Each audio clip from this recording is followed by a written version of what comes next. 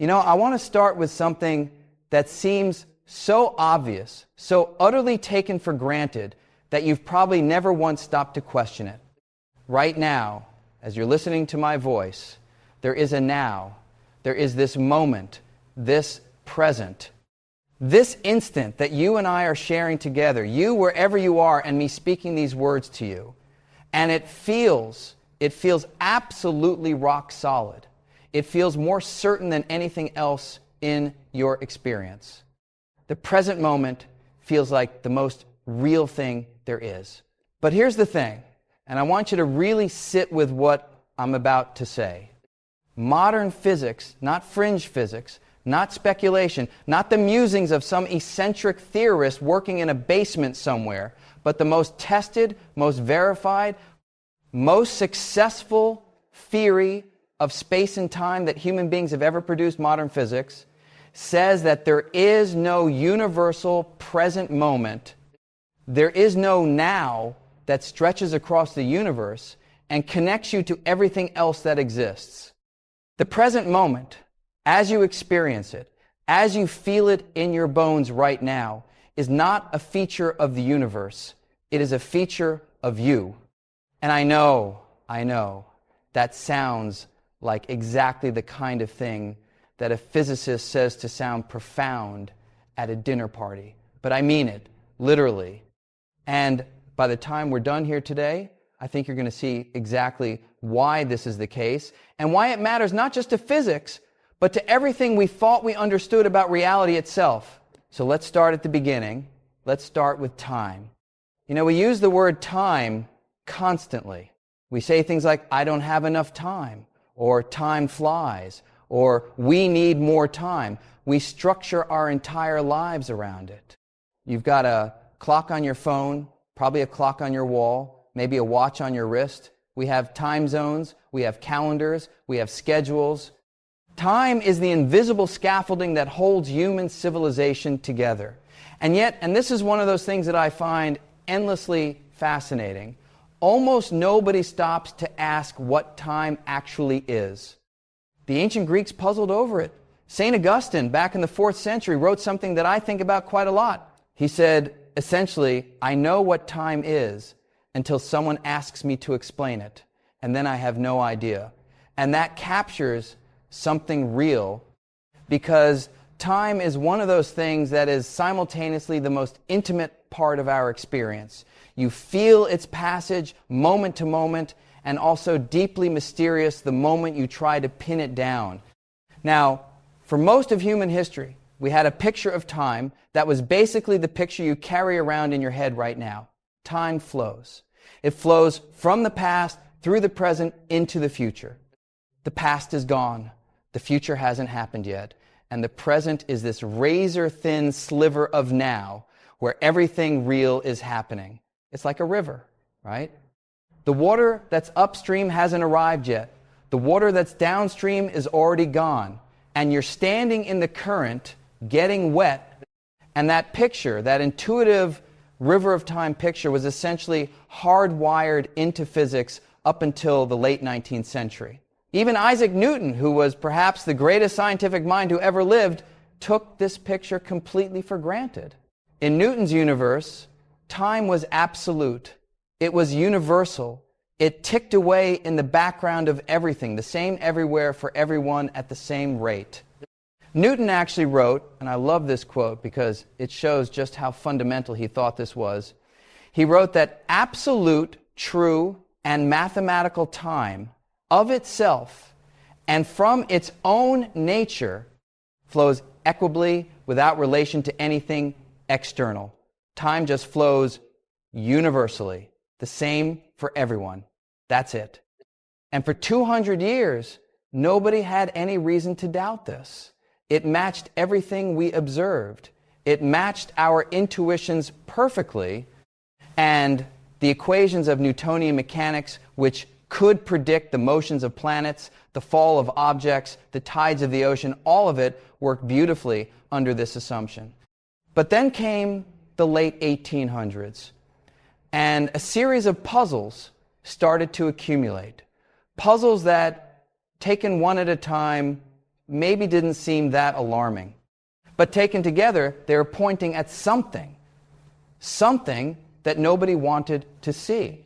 And the puzzle at the center of it all, the puzzle that eventually cracked Newton's picture of time wide open, was about light. Specifically, it was about the speed of light.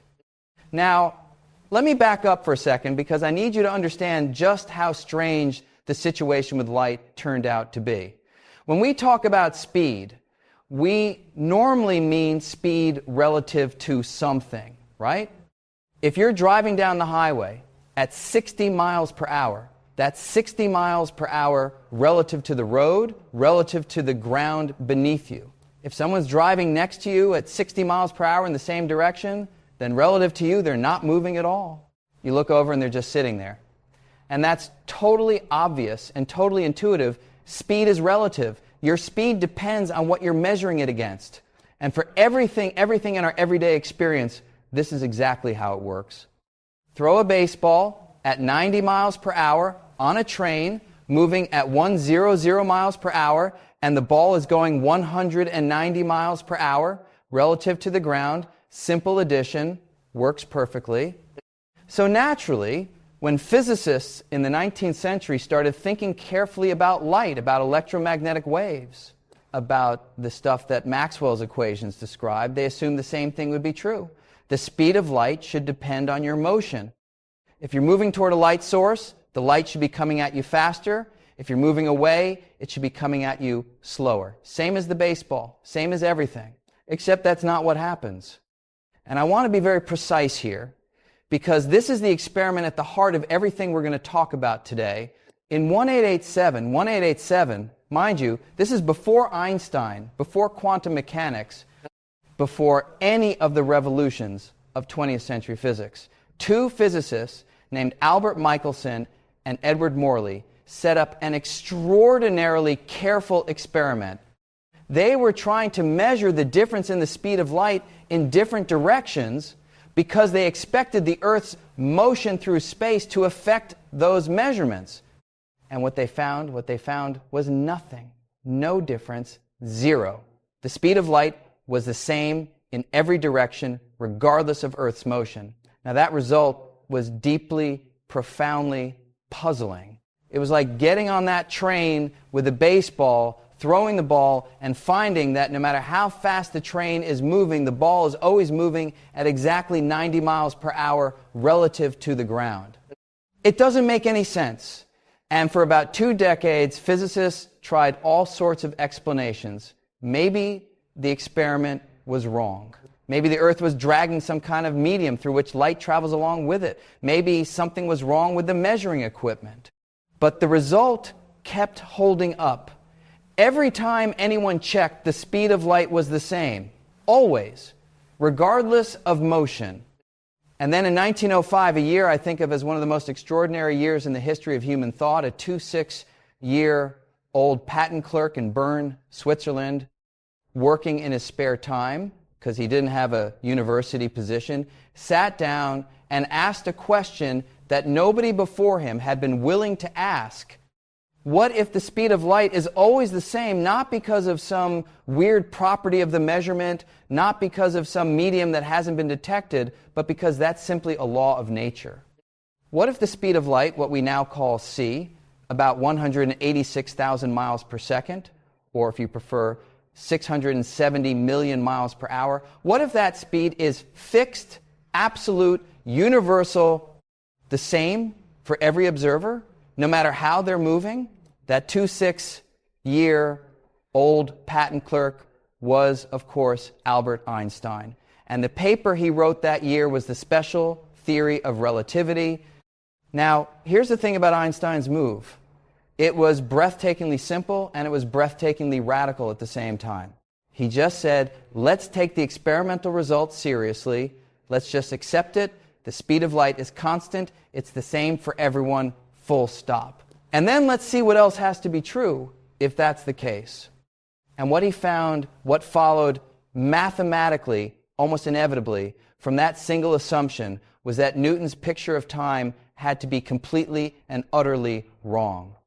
Let me show you why. Let me walk you through a thought experiment And Einstein loved thought experiments. They were his main tool that gets at the heart of this. Imagine you're standing on a train platform, and there's a very long train passing through the station at high speed, not 60 miles per hour.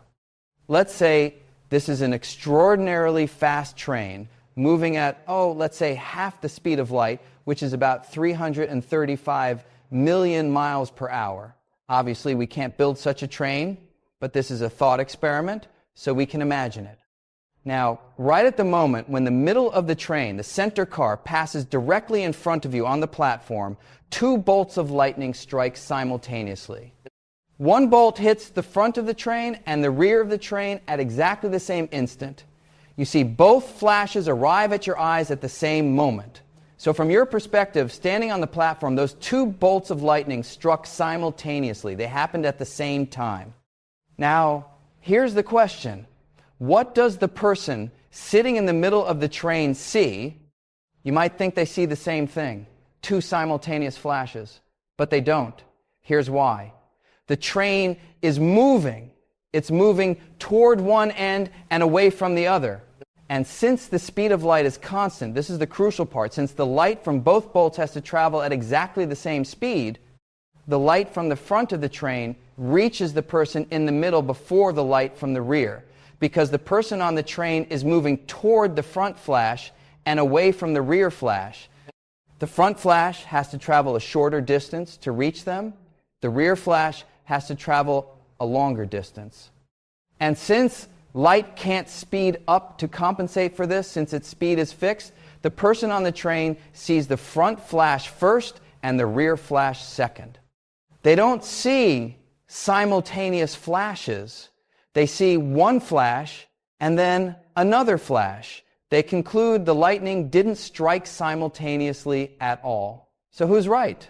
Is it simultaneous or not? And here's Einstein's answer. They're both right. Simultaneity is not absolute. It's not a fact about the universe. It depends on who's measuring, on the state of motion of the observer. From the platform, those two events happened at the same time. From the train, they happened at different times. Now, I want you to really sit with that for a second, because I know it sounds like I'm playing some kind of word game, but I'm not. This isn't about perception. This isn't about the difference in how long it takes light to reach different observers and then correcting for that. Einstein accounted for all of that. This is real. Those two events that are simultaneous in one frame of reference are genuinely not simultaneous in another frame of reference. The very idea of the same time loses its absolute meaning. And this right here is why there is no universal present moment. Think about what now means. Now means at the same time as this moment. But we just showed that at the same time is not an absolute statement. It depends on who's measuring and how they're moving. So when you ask what's happening right now on the other side of the galaxy, what's happening at this very moment on some planet orbiting a star in the Andromeda galaxy, the answer is not just we don't know. The answer is that the question doesn't have a unique, frame-independent answer. Different observers in different states of motion will disagree about what right now means for distant events. And I genuinely find this one of the most mind-bending conclusions that physics has ever produced. Because it strikes at something so fundamental, so deeply woven into our intuition about reality, that it almost feels like the ground shifting beneath your feet when you really take it in. Let me give you another angle on this, because I think it deserves more than one approach. Let me tell you about what happens to time itself when you move. One of the things that falls out of Einstein's equations, again, essentially mathematically forced, once you accept the constancy of the speed of light, is that time doesn't tick at the same rate for observers who are moving relative to each other. This is called time dilation. And it's not a small effect at the speeds we experience in everyday life. But it's not zero either. And at high speeds, speeds approaching the speed of light, it becomes enormous. So here's what time dilation means in practice. If you and I synchronize our watches right now, and then you get on a plane and fly across the country and come back, your watch will read a slightly different time than mine. Not by much. We're not talking about seconds or even a significant fraction of a second at airplane speeds. We're talking about nanoseconds, billionths of a second. But it's measurable. It's been measured. The GPS satellites in orbit above your head right now have to correct for time dilation constantly, both the time dilation from their speed and the time dilation from gravity, which is another effect from general relativity.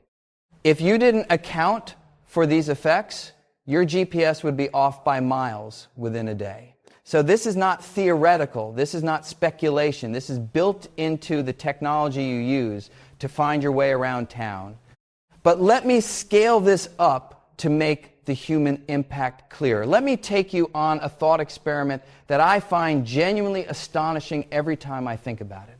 Suppose we had a spacecraft, a real spacecraft, not a thought experiment spacecraft this time, but let's say we had one that could move at 99% of the speed of light.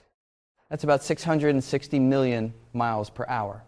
Now, you get into that spacecraft and you take a trip to a star, not a star too far away. Let's say you go to Vega, which is about 25 light years from Earth. Now, at 99% the speed of light, you might think this would take you about 25 years. But because of time dilation, because time ticks more slowly for you when you're moving at that speed, the actual time you experience on the ship, the time that passes on your watch, the time your body ages, is about 3.5 years. You spend 3.5 years on the ship, you arrive at Vega, you turn around, you come back another 3.5 years, and you step off the ship having aged 7 years. But back on Earth, 50 years have passed. Your friends are 50 years older. Your children, if you have children, may be older than you. And if you really ramped up the speed, if you could get to 99.99% of the speed of light, you could circumnavigate the entire galaxy, all 100,000 light years of it, in about 40 years of your own time. Meanwhile, 100,000 years would have elapsed on Earth. Not 100,000 years in some abstract cosmic sense, 100,000 years of human history. Civilization would have risen and fallen multiple times by the time you got back. That's time dilation. That's real. That's what Einstein's equations say, and every experiment we've ever done is completely consistent with it. Now, you might be wondering, and this is a natural thing to wonder, wait, but if time ticks more slowly for you when you're moving, and if motion is relative, then from your perspective on the ship, isn't the Earth moving relative to you? And shouldn't time be ticking more slowly on Earth from your perspective? This is a great question, and it reveals something subtle and important about special relativity. Yes, during the outbound and inbound portions of the journey, each of you would say the other's clock is running slow. This is actually symmetric and consistent, believe it or not. The asymmetry, the reason you age less overall, comes from the fact that you had to turn around. You accelerated. You changed your state of motion. And that's the key. The person who changes their state of motion, who accelerates, who feels the force of acceleration, is the one who ages less. The Earth just sits there. You go out and come back. You're the one who changed direction. And that's why you're younger when you return. But here's the point I want to drive home.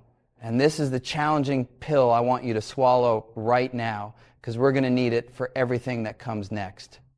If your rate of time passage depends on your motion, if it's genuinely physically different, then different observers are living in different presents, not as a figure of speech, not as a poetic metaphor, but as a matter of physical reality.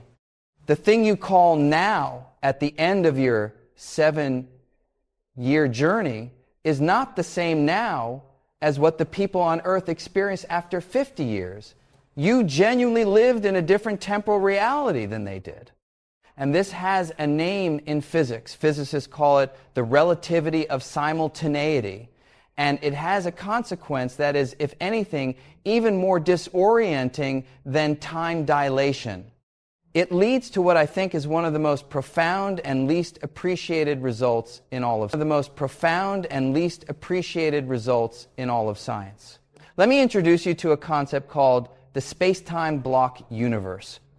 I know, that sounds like jargon, but I promise you, by the time I explain it, you'll see why it matters so deeply. Let's build up to it slowly.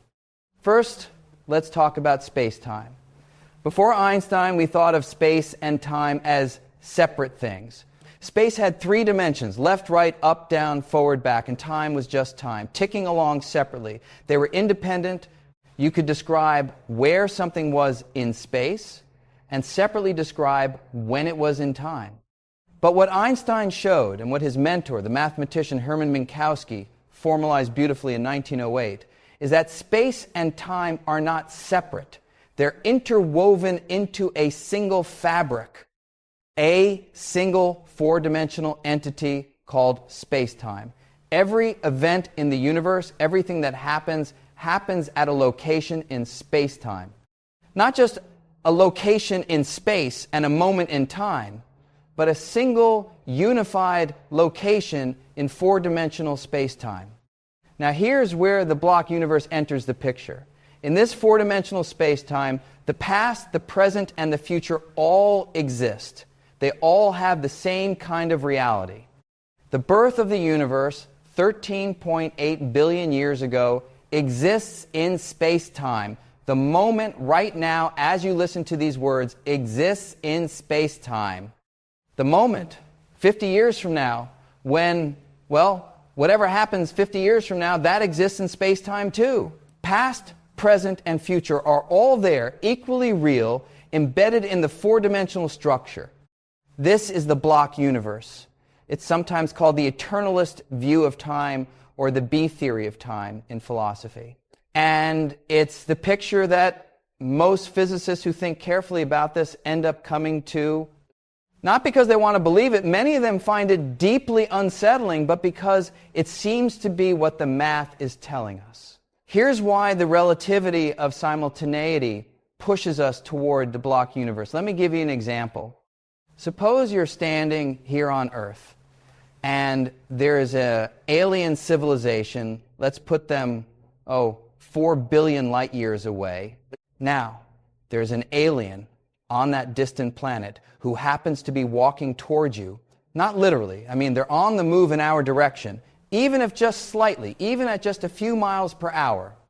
Now, because of the relativity of simultaneity, because different states of motion mean different planes of now, that alien's present moment, their now, slices through space-time at a slightly different angle than yours.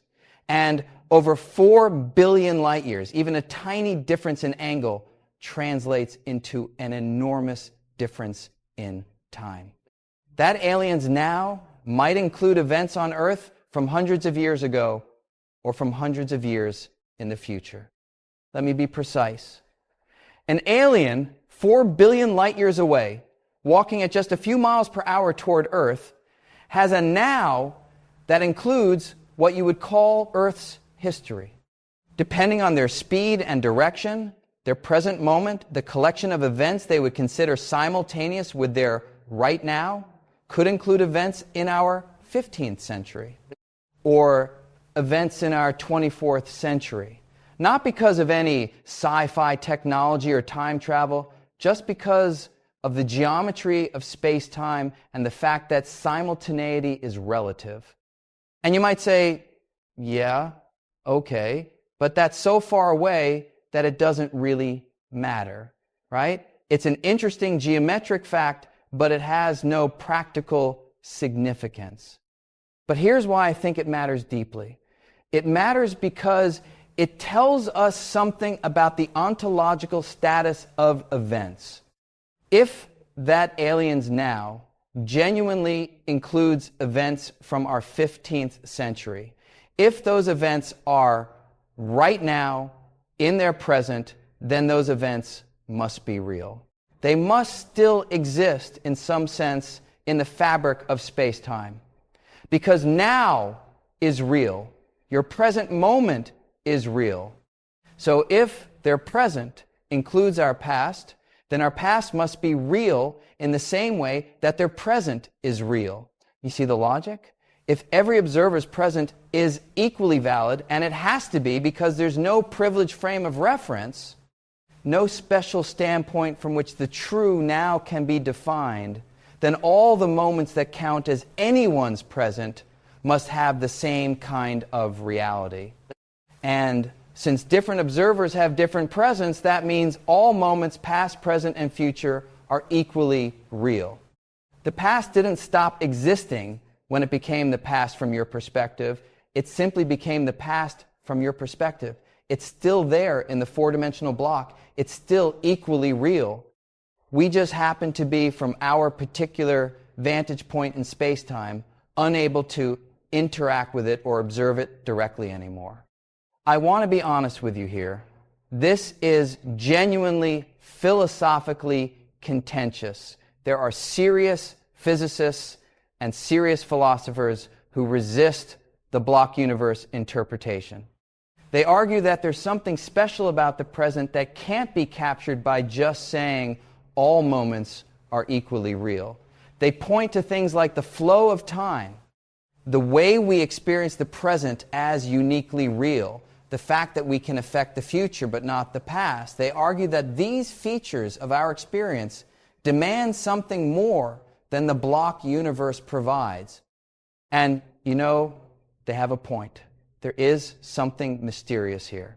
Because even if the block universe is the right way to think about the structure of space-time, even if past, present, and future all exist equally, that doesn't explain why we experience time as flowing. It doesn't explain why we feel like there's a now. It doesn't explain the arrow of time, the fact that past and future feel completely different to us, that we remember the past and not the future, that causes precede effects. These are deep questions, and I want to come back to them. But first, let me make sure we have the core picture clearly in mind. Actually, let me take a slight detour to talk about something that I think will make the block universe picture feel more concrete. Because I've been talking about it in fairly abstract terms, and I want to anchor it in something more physical. Here's what I want you to imagine. Think about a loaf of bread. A nice rectangular loaf of bread sitting on your kitchen counter. Now, if you take a knife and slice that loaf, you can slice it different ways. You can slice it perpendicular to the long axis and get round slices. You can tilt the knife and cut at an angle and get oval slices. Different cuts, different cross sections. But the loaf itself, the full three-dimensional loaf, is what it is. The different slices are just different ways of slicing through it. Now, space-time is something like that loaf, except it's four-dimensional. And now, your present moment is like a slice. It's a three-dimensional cross-section of the four-dimensional space-time loaf. Different observers, moving at different velocities, cut through the loaf at different angles. They get different slices, different nows. But the loaf, the block of space-time, is what it is.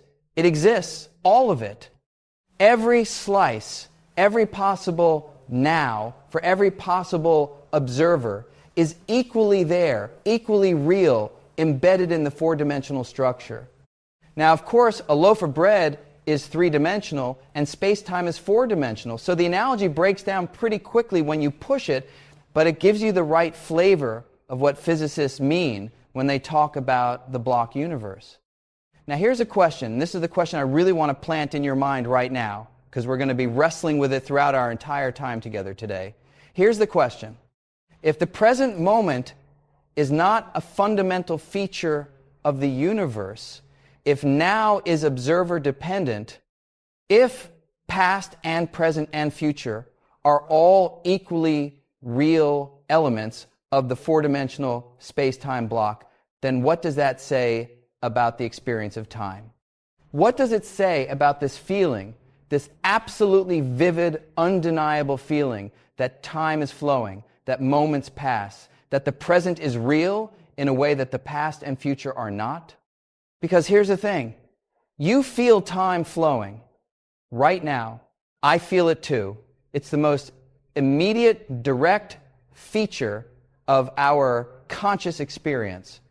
And yet physics seems to be saying that this flow, this passage of time, is not a fundamental feature of the universe. So either physics is missing something, or our experience of time is, in some sense, an illusion, a construction of our minds rather than a reflection of some objective feature of reality. And I have to tell you, I genuinely don't know which of these is true. I don't think anyone does. This is one of the deepest unsolved problems in all of science and philosophy, and I think that's one of the most wonderful things about it, because it means we're genuinely at the frontier. We're looking at a question that human beings haven't answered yet. But here's what I want to focus on for the rest of our time together. I want to explore three specific aspects of this problem. First, the relativity of simultaneity and what it truly implies. We've started on this, but there's more to unpack. Second, the thermodynamic arrow of time. Why does time seem to have a direction, a past, and a future, even if the equations of physics are mostly symmetric in time? And third, the most speculative and in some ways most fascinating possibility, what quantum mechanics might have to say about the nature of time and whether time itself might be emergent rather than fundamental. And I want to leave you at the end of this conversation not with a neat, tidy answer wrapped in a bow, because I don't think such an answer exists, but with a genuine appreciation of how deep this mystery goes and why the universe's relationship to time is one of the most extraordinary things we've ever tried to understand. Before I dive into the next part of our discussion, though, I want to pause on one more consequence of the relativity of simultaneity, because I don't think I've quite squeezed all the juice out of it yet. Let me tell you about a thought experiment that I think illustrates the depth of this issue in a way that the train example doesn't quite capture. Imagine two people, let's call them George and Gracie, the classic names Einstein would sometimes use for his thought experiments. George is sitting in his living room on Earth, watching television, completely stationary relative to the ground. Gracie, on the other hand, is on a spacecraft that's zooming past the Earth at 90% of the speed of light. Now, at the moment Gracie's ship passes directly alongside George's position, at the moment they're briefly right next to each other, they both look at their watches and they're synchronized. It's the same moment. They agree on that. For that one instant, they're at the same location in space-time, so they share the same now. But then Gracie keeps going. She zooms off into the distance. And a few hours later, from George's perspective, let's say George glances up at the star that Gracie is heading toward, and he sees it. It's a nice, bright star. Here's the question. What is Gracie doing right now? From George's reference frame, his now, at that moment, his slice through the space-time block, tells him that Gracie is at a certain location, somewhere between Earth and the star. He can calculate it. Based on how long it's been since she left and how fast she was moving, she should be at roughly such and such a location, doing whatever she's doing. But now think about this from Gracie's perspective. Remember, Gracie is moving relative to George. So Gracie's slice through the space-time block is tilted relative to George's. It's the same four-dimensional space-time, but they're cutting through it at different angles. And because Gracie is moving at 90% of the speed of light relative to George, that tilt is substantial. Gracie's now, the events she would consider simultaneous with her current moment, does not align with George's now. They disagree, potentially by quite a lot, about what's happening right now back on Earth. If George's clock says it's 3 p.m. on Tuesday, Gracie might disagree that it's 3 p.m. Tuesday on Earth right now. She might say it's 11 a.m. on Tuesday, or she might say it's some completely different time, depending on the specifics of the geometry. And crucially, this is the key part, neither of them is wrong. There's no objective frame-independent truth about what's happening right now at some distant location. It doesn't have a unique answer. It depends on who's asking and how they're moving. Now, I want to be really careful here, because I know this could sound like I'm saying that reality is subjective, that reality depends on the observer, and that's not quite right.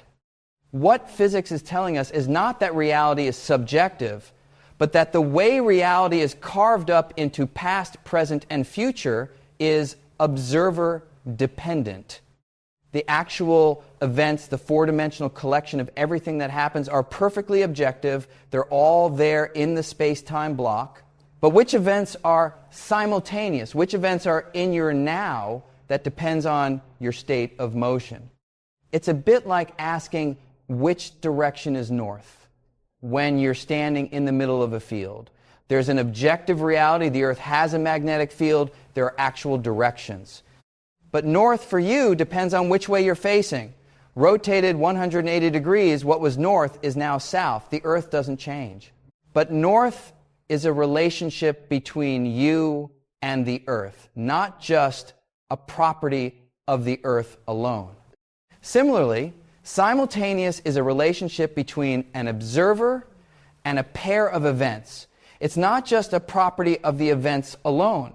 And this, I think, is one of the great conceptual achievements of the 20th century. We learned that some things we thought were absolute features of the universe, things like simultaneity, like the flow of time, like the length of objects, are actually relational features. They're features of the relationship between observers and the world, not features of the world alone. But here's where I want to end. Part one, because I think this is exactly the right cliff to leave you teetering on. If past, present, and future are all equally real features of the space-time block, and if our experience of time flowing from past through present to future is not a fundamental feature of the universe, then why do we experience it? Why does time seem to flow? Why does the past feel so different from the future? I said earlier that physics has two different perspectives on time. The first is the relativistic perspective, Einstein's space-time, the block universe, which treats time as just another dimension, not fundamentally different from the spatial dimensions, with no preferred direction and no special now. And then there's the thermodynamic perspective, the perspective that comes from studying heat and energy and the behavior of large numbers of particles, which does give time a direction, which does say that the past and future are genuinely different. And these two perspectives, they need to be reconciled. They're not obviously consistent with each other. And the attempt to reconcile them leads us into some of the deepest waters in all of physics. That's where we're going next. That's what I want to explore with you. Because I think the thermodynamic arrow of time, the reason you remember yesterday but not tomorrow, the reason you can stir cream into coffee but can't unstir it, the reason your birthday cakes don't spontaneously unbake might be the key to understanding why we experience time as flowing at all. And following that thread will lead us somewhere you really won't expect. But I'm going to leave you right here, right on the edge of that question, because I want you to sit with it for a moment. Sit with the strangeness of a universe in which your now is not the universe's now.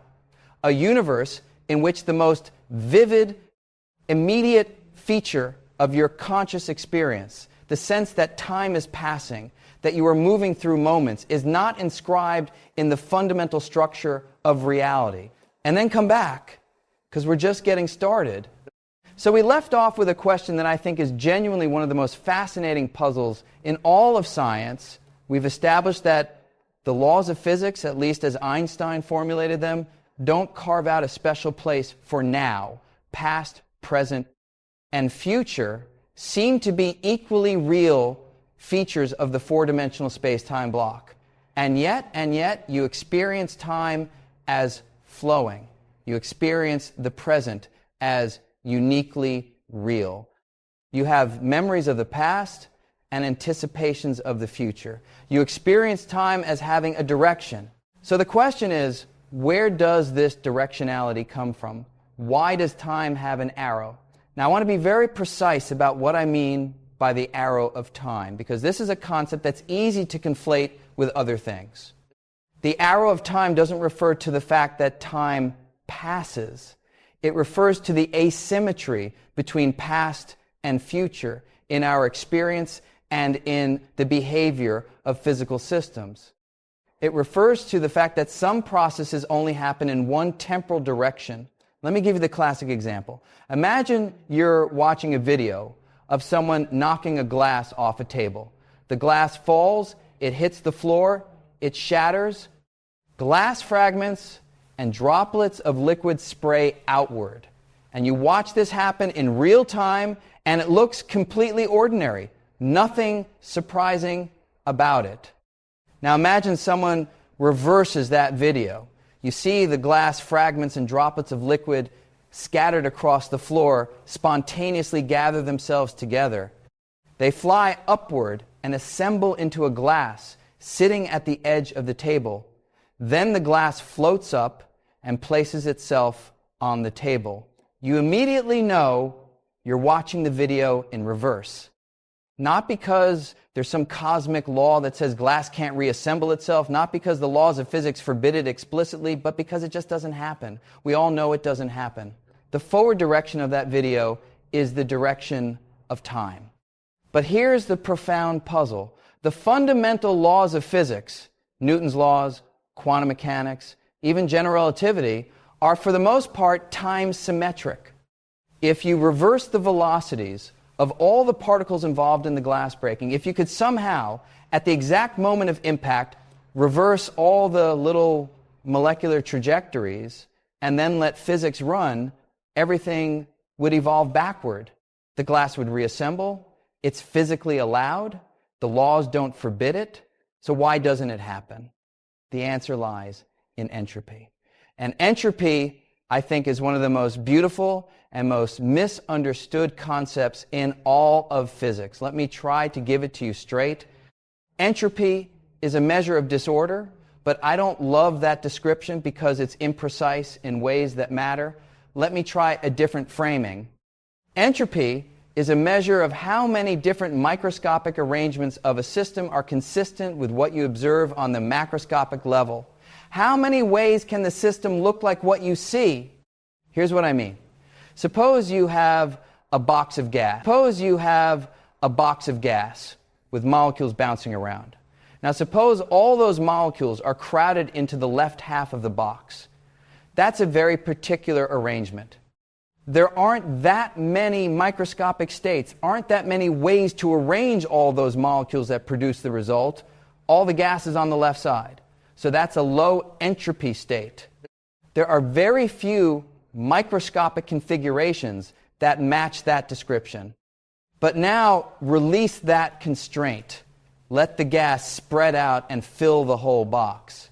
Now there are enormously more ways for the molecules to be arranged. The gas could be distributed in the left and right halves in millions of different ways, and they'd all look basically the same to you, just gas filling the box. So this is a high entropy state. Many microscopic configurations correspond to this description. And here's the key insight, the insight that the Austrian physicist Ludwig Boltzmann had in the 1870s, and which I think is one of the greatest ideas in the history of science.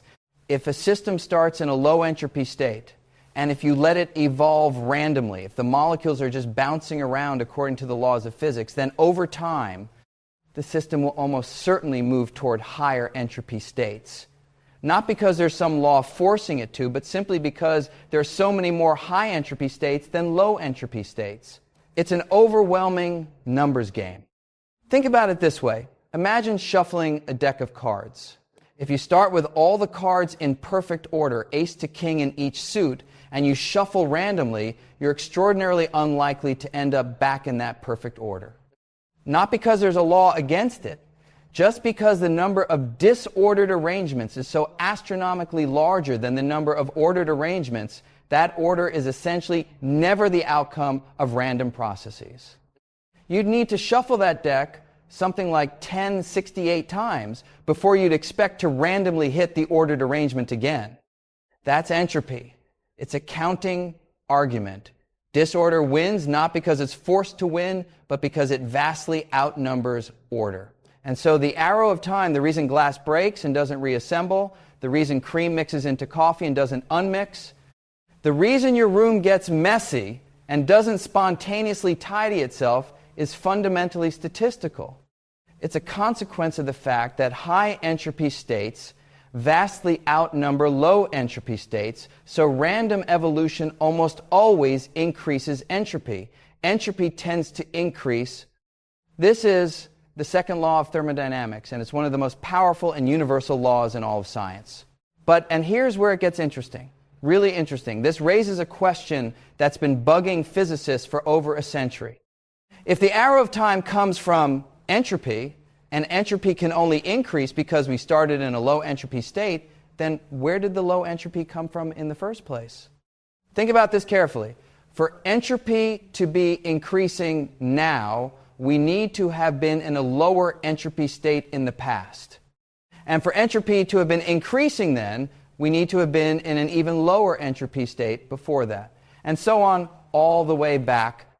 To explain why entropy increases, to explain why time has an arrow, we need to posit that the universe started in an extraordinarily, almost impossibly low entropy state. And that's exactly what cosmology tells us. The Big Bang, the initial state of our universe, 13.8 billion years ago, was a state of extraordinarily low entropy, extraordinarily ordered in the specific thermodynamic sense. The early universe was hot and dense and, crucially, very smooth and uniform. And as the universe has evolved and expanded over these 13.8 billion years, entropy has been increasing, structure has formed, stars have ignited and burned, complex chemistry has emerged, and here we are, you and I, having this conversation, but we're riding a wave of entropy increase that started at the Big Bang. The arrow of time, the felt sense that past and future are different, the fact that you remember yesterday and not tomorrow, is ultimately a consequence of the fact that the universe started in an extraordinarily special low entropy initial state. Which raises the next question. Why did the universe start in such a low entropy state? Was it just a colossal coincidence? Was it somehow required by the laws of physics? Or is there something deeper going on? I want to hold on that question for a moment and talk about something that I think connects to it in a beautiful and unexpected way. I want to talk about the relationship between entropy and information. Because this is one of those connections that I think of as genuinely beautiful. One of those moments in physics where you're doing mathematics and the math starts to show you that two things you thought were completely separate are actually profoundly the same. The connection between entropy and information was made explicit in the 1940s by Claude Shannon, who was working on the theory of communication. Shannon asked, what is information? How do you quantify it? And he came up with a definition that's both precise and beautiful. Information, Shannon said, is a reduction in uncertainty. If you know something you didn't know before, you've gained information. The more uncertain you were beforehand, the more information you receive. Now, it turns out, and this is the beautiful part, that Shannon's measure of information is mathematically identical to Boltzmann's measure of entropy. The same formula, just different interpretations. Entropy in thermodynamics measures the amount of information you would need to completely specify the microscopic state of a system given its macroscopic description. A low entropy system 1, where the macroscopic description strongly constrains the microscopic state, has low informational uncertainty. A high entropy system, where the macroscopic description is consistent with many microscopic states, has high informational uncertainty. So entropy is, in a deep sense, a measure of ignorance, of missing information. And the increase of entropy over time is, in a deep sense, the increase of our ignorance of the precise microscopic state of the universe. Now, why does that connect to time? Well, here's one way to think about it. Your memory, the fact that you remember the past but not the future, can be understood in terms of entropy and information. When something happens in the world, When something happens in the world, it leaves traces. Physical records, your brain encodes memories by modifying the state of neurons. A camera records an image by modifying the state of pixels. A footprint in the sand records the passage of a person by modifying the state of sand grains.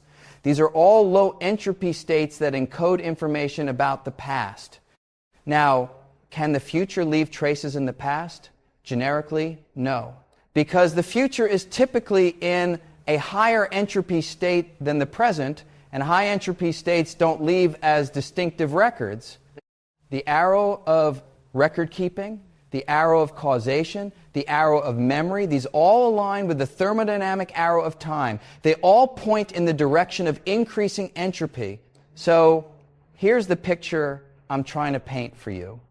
The experience of time flowing, the feeling that the present is special, that the past is fixed and the future is open. This experience is, in a profound way, a consequence of thermodynamics, of entropy, of the fact that the universe started in a low entropy state and has been climbing the entropy ladder ever since. But now I want to push further, because I think there's something even more radical that physics is starting to tell us. And it has to do with quantum mechanics. You see, quantum mechanics, the theory that describes the behavior of particles at the smallest scales, has its own complicated relationship with time. And in recent decades, a number of physicists have started to argue that time might not be fundamental at all, that time might be emergent, that it might be a feature that arises from more fundamental, timeless laws. Let me try to sketch why someone would say this. In ordinary quantum mechanics, the quantum mechanics of non-relativistic particles, time is a given. It's a parameter that just appears in the equations. The equations tell you how the quantum state of a system evolves over time. Time is background. It's not something the equations describe. It's something the equations take as given. But when you try to combine quantum mechanics with general relativity, when you try to write a quantum theory of the universe as a whole, including the gravitational field, you run into a deep problem. The equation that describes the quantum state of the entire universe, an equation written down in the 1960s by Bryce DeWitt and John Wheeler, appropriately called the Wheeler-DeWitt equation, this equation has no time in it. Time disappears from the fundamental description. The Wheeler-DeWitt equation says, essentially, the quantum state of the universe is static. It doesn't evolve. There is no time at the most fundamental level. Now, obviously, that can't be the whole story, because you and I are here having this conversation, and we're pretty sure time is passing. So where does time come from if it's not fundamental? The answer that some physicists have proposed, and this is still speculative, I want to be clear about that, is that time is emergent. It arises from the correlations between different parts of the universe. Even if the universe as a whole is in a static, timeless state, the different subsystems within it can be correlated in ways that effectively create the experience of time. Here's a rough analogy. Think about a photograph. A photograph is static. It doesn't evolve. It just sits there. But if you look at a photograph of, say, a runner in mid-stride, you can infer from the image that there is motion, that there is a before and an after, even though the photograph itself is frozen. The information about time, about sequence, about change is encoded in the spatial correlations within the image. Similarly, some physicists argue the information about time, about the sequence of events, about what follows, what might be encoded in the correlations within the quantum state of the universe, even if that state is itself static and timeless. Time, on this view, is not something the universe has. It's something that we, as subsystems of the universe, experience because of the way we're correlated with other parts of the universe. I want to be honest with you. This is genuinely speculative. The Wheeler-DeWitt equation is the right framework for quantum cosmology, but we don't have a complete working theory of quantum gravity. We don't have a full theory of everything. So the idea that time is emergent is at this point more of a research program than an established result. But I think it's worth taking seriously. Because if time is emergent, if it's not a fundamental feature of the universe, but something that arises from more fundamental timeless structure, then all the questions we've been asking about the nature of time get reframed in a fascinating way. The question is no longer, why is the present special? Why does time flow? Those questions assume that time is there in the first place. The new question becomes, why does time appear to be there at all? What features of the fundamental timeless structure give rise to the appearance of time and change and flow? And that, I think, is one of the deepest and most exciting questions in all of physics right now. Now, let me bring this back down to something more tangible, because I feel like I've been in fairly abstract territory for a while, and I want to connect these ideas to your actual experience. Let me tell you about what's happening right now, neurologically, as you listen to my voice and experience the present moment. Your brain is doing something quite extraordinary. It's taking in information from your senses, sound waves arriving at your ear, photons arriving at your retina, the pressure of whatever surface you're sitting on, and it's processing all of this information and constructing in real time your sense of now, your sense that this moment is happening, that you are present in it. But here's the thing, that construction takes time, literally. The neural processing that produces your conscious experience of the present moment takes on the order of a few hundred milliseconds, half a second, roughly. So by the time you consciously experience something as happening now, it's already happened half a second ago. Your now is already the past. Moreover, your brain does something remarkable to paper over this delay. It backdates your experience. It adjusts the perceived timing of events so that things that actually happened at slightly different times seem simultaneous. Your brain is essentially editing the timeline of your experience to create a coherent, smooth now. The present moment that you experience is not the raw, unfiltered output of your sensory systems. It's a construction, a narrative that your brain tells itself to make sense of the world. And I find this remarkable because it means that the present moment, which feels so immediate, so undeniable, so absolutely here and now, is, at the neurological level, already a kind of fiction. A coherent, useful, adaptive fiction, but a fiction nonetheless. Now, I don't want to go too far down the neuroscience rabbit hole, because that's not really where I'm going. But I bring this up because I think it illustrates something important. The experience of the present moment, the now that you feel so vividly, is not a simple, direct readout of physical reality. It's a construction. And physics is telling us that at the level of the fundamental structure of space-time, there is no privileged now. So we have constructions all the way up.